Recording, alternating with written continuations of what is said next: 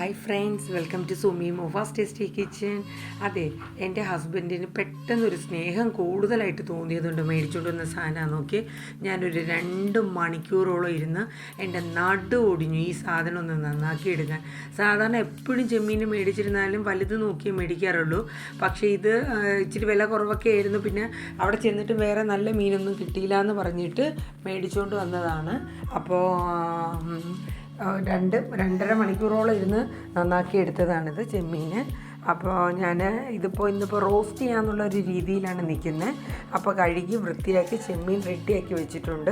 എന്നിട്ട് ഒരു പാൻ എടുത്തിട്ട് അതിൽ എണ്ണ ഒഴിച്ച് കടുവൊക്കെ പൊട്ടിച്ച ശേഷം ഒരു 10-12 ചെറുള്ളി ചതച്ചത്, ഇഞ്ചി, വെളുത്തുള്ളി, പച്ചമുളക് ഇത്രയും കൂടെ ചതച്ചാണ് എടുക്കുന്നത്. എന്നിട്ട് നന്നായിട്ട് ഒന്ന് വഴറ്റിയെടുക്കണം. എന്നിട്ട് നമുക്ക് ഇച്ചിരി കുറച്ച് സമയം എടുത്ത് തന്നെ വഴറ്റണം കേട്ടോ. പെട്ടെന്ന് നന്നായിട്ട് വാടി വന്നാൽ അതിൻ്റെ മസാലകളൊക്കെ ചേർത്ത് നല്ല റോസ്റ്റ്, നല്ല പെരണ്ടി എടുക്കുന്ന ഒരു രീതി വരുള്ളൂ കേട്ടോ. എന്നിട്ട് കുറച്ച് കറിവേപ്പിലയും കൂടെ ഇട്ട് കൊടുക്കാം. നന്നായിട്ട് വാടി വരുമ്പോൾ നമുക്ക് ഇച്ചിരി ഉപ്പിട്ട് കൊടുക്കാം. ആദ്യം കുറച്ചിട്ടാൽ മതി, ഇല്ലെങ്കിൽ പിന്നെ നമുക്ക് കൂടിപ്പോയി ഒന്നും ചെയ്യാൻ പറ്റത്തില്ല. അപ്പോൾ ലാസ്റ്റ്, കാരണം ഈ ചെമ്മീൻ ഇതിലിട്ട് നമ്മൾ വെന്ത് വരുമ്പോൾ ചെമ്മീന് ചെറിയൊരു ഉപ്പിൻ്റെ ഒരു ഇതുണ്ട്. അപ്പോൾ നമുക്കിപ്പോൾ കുറച്ചിട്ടിട്ട് പിന്നീട് നമുക്ക് കൂടുതലായിട്ട് ഇടാം കേട്ടോ. എന്നിട്ട് നന്നായിട്ട് വഴറ്റിയെടുക്കുന്നുണ്ട്. എന്നിട്ട് നന്നായിട്ട് വഴറ്റിയെടുത്ത് കഴിഞ്ഞാൽ പിന്നെ ഒന്ന് ചൂടായി കഴിഞ്ഞാൽ അതെല്ലാം നന്നായിട്ട് അടി വന്നു കഴിഞ്ഞാൽ പിന്നെ ആദ്യം ചേർക്കേണ്ടതെന്ന് പറയുന്നത് നമ്മുടെ മഞ്ഞൾപ്പൊടി. നന്നായിട്ട് വഴറ്റിയെടുക്കുക. അതിനോടൊപ്പം തന്നെ ഞാൻ പെരിഞ്ജീരകവും നമ്മുടെ ഈ പട്ടയും ഗ്രാമ്പും കൂടെ ഒന്ന് ചതച്ച് ഇതിലേക്ക് ഇട്ട് കൊടുക്കുന്നുണ്ട് കേട്ടോ. അത് കഴിഞ്ഞിട്ട് പിന്നീട് മഞ്ഞൾപ്പൊടിയാണ്. നമുക്കറിയാമല്ലോ ഒരു കറിക്ക് എന്തോരം പാകത്തിന് വേണം എന്നുള്ളത്. ആ അളവിനുള്ള മഞ്ഞൾപ്പൊടി ഇട്ട് കൊടുക്കുക. ഞാൻ എന്നിട്ട് നമ്മുടെ വീട്ടിലെ കുറച്ച് കുരുമുളകുണ്ട് കേട്ടോ, പച്ച കുരുമുളകാണ്. അപ്പോൾ അത് ഞാൻ കുറച്ചെടുത്തൊന്ന് ചതച്ച് അതും കൂടെ ഇട്ട് കൊടുത്തു.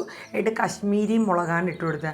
അപ്പോൾ എരിവ് ഇച്ചിരി കൂടുതലാകുമെന്ന് എനിക്ക് അന്നേരം തന്നെ തോന്നിയായിരുന്നു. അപ്പോൾ മോന് ഭയങ്കരമായിട്ടുള്ള എരിവായിരുന്നു കേട്ടോ. കുറച്ചും കൂടെ ഒന്ന് കുറയ്ക്കായിരുന്നു. കാരണം ഈ കുരുമുളകൊക്കെ ഇടുമ്പോൾ ഞാൻ ഇതൊന്നും പോരാഞ്ഞിട്ട് 2-3 കാന്താരിയും കൂടെ വെറുതെ ഇട്ട് കൊടുത്തു. ഇതെല്ലാം കൂടെ ആയപ്പോഴത്തേക്ക് ഭയങ്കര എരിവായിപ്പോയി. എന്നാലും നമുക്ക് കഴിക്കാൻ അടിപൊളിയായിരുന്നു കേട്ടോ. എന്നിട്ട് ഇത് നന്നായിട്ട് തീ കുറച്ച് ആ പൊടികളെല്ലാം വാട്ടി എടുത്ത ശേഷം നമ്മുടെ കഴുകി വൃത്തിയാക്കി വെച്ചിരിക്കുന്ന ചെമ്മീൻ അതിലേക്ക് ഇട്ട് കൊടുത്തിട്ട് നന്നായിട്ട് കൂട്ടി യോജിപ്പിക്കണം കേട്ടോ. ആ മസാല എല്ലാത്തിലും ചെമ്മീനിലെല്ലാം നന്നായിട്ട് പിടിക്കണം. ഇനി നമ്മൾ വെള്ളമൊന്നും ഒഴിച്ചു കൊടുക്കണ്ട. ഓൾറെഡി ചെമ്മീനിൽ നിന്ന് തന്നെ വെന്ത് വരുമ്പം വേകുന്നതനുസരിച്ച് അതിൽ നിന്ന് വെള്ളം വന്നുകൊണ്ടിരിക്കും. അപ്പോൾ ഇനി നമ്മൾ വേറെ ഒന്നും ചെയ്യേണ്ട. കുറച്ച് കറിവേപ്പിലേക്ക് ഇട്ട് കൊടുത്ത് അങ്ങ് അടച്ചു വെച്ചാൽ മാത്രം മതി. ഇടയ്ക്കിടയ്ക്ക് ഒന്ന് ഇളക്കി കൊടുക്കുക കേട്ടോ. ഇടയ്ക്കൊന്ന് ഇളക്കി കൊടുത്തതിന് ശേഷം നമുക്ക് ഇതിൻ്റെ നോക്കാം ഉപ്പും എരിവ് എന്തായാലും മുൻപന്തിയിലായിരിക്കും. ഉപ്പിൻ്റെ ഇത് മാത്രം നോക്കിയാൽ മതി. നോക്കിയാൽ ആ ഗ്രേവിയോ അതിൽ നിന്ന് വന്നിക്കുന്നുണ്ടോ. ഇനി അത് നന്നായിട്ട് വറ്റി വരണം. നല്ല വറ്റി വരുമ്പോൾ അതിൻ്റെ വേവ് നല്ല രീതിയിൽ പാകമായിട്ട് തന്നെ വരും കേട്ടോ. അപ്പോൾ വലിയ ചെമ്മീനാണ് മേടിക്കണമെങ്കിലും ഞാൻ ഈ രീതിയിൽ തന്നെയാണ് റോസ്റ്റ് ചെയ്തെടുക്കുന്നത്.